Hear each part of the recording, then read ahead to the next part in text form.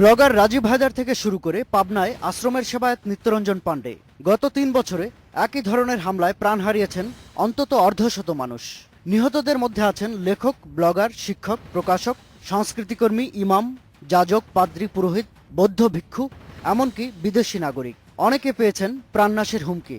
প্রাণ বাঁচাতে কেউ কেউ দেশ ছেড়ে চলে গেছেন ইউরোপ, আমেরিকায়। আতঙ্কে দিন কাটানো অনেকে এখনো দেশ ছাড়ার চেষ্টা করছেন। কেউ কেউ আছেন সিদ্ধান্তহীনতায়। যদি প্রগতিশীল রাজনৈতিক কর্মী হন, সাংস্কৃতিক কর্মী হন, ভিন্ন মত বা ভিন্ন ধর্মের লোক হন, তাদের জন্য তো এই অনিরাপত্তা প্রকট।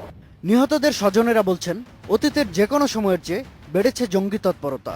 এতে সংকুচিত হচ্ছে বুদ্ধিবৃত্তিক চর্চার পরিবেশ। শুধু ব্লগার বা লেখালেখি করে তা না, এই যে সাধারণ শিক্ষিত তরুণ, এরাও চলে যাওয়ার চেষ্টা করছে। যে এইখানে বিশেষ করে যারা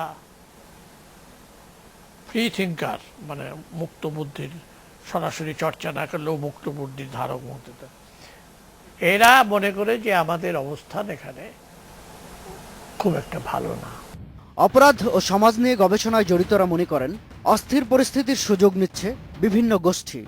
মুক্তিযুদ্ধের চেতনায় আমাদের এই কথা ছিল না, আর একজন জাতি রাষ্ট্রের আধুনিক নাগরিক হিসেবে তার এটাও তার প্রাপ্য না। তো সেই জায়গা থেকে আমি মনে করি যে এই সমস্ত জায়গা যে জিনিসগুলো হয়েছে, এই জায়গায় আমার মনে হয় যে সরকারের একটা এক ধরনের নীতি আছে, যেই নীতির মধ্যে এক ধরনের বোল্ডনেস নাই।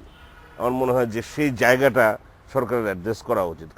এই গবেষক মনে করেন, দেশ ছাড়ার প্রবণতা বন্ধ না করা গেলে নাগরিক সমাজের কণ্ঠ স্তিমিত হয়ে যাবে, যার দীর্ঘস্থায়ী প্রভাব পড়বে দেশের সমাজ সংস্কৃতির উপর।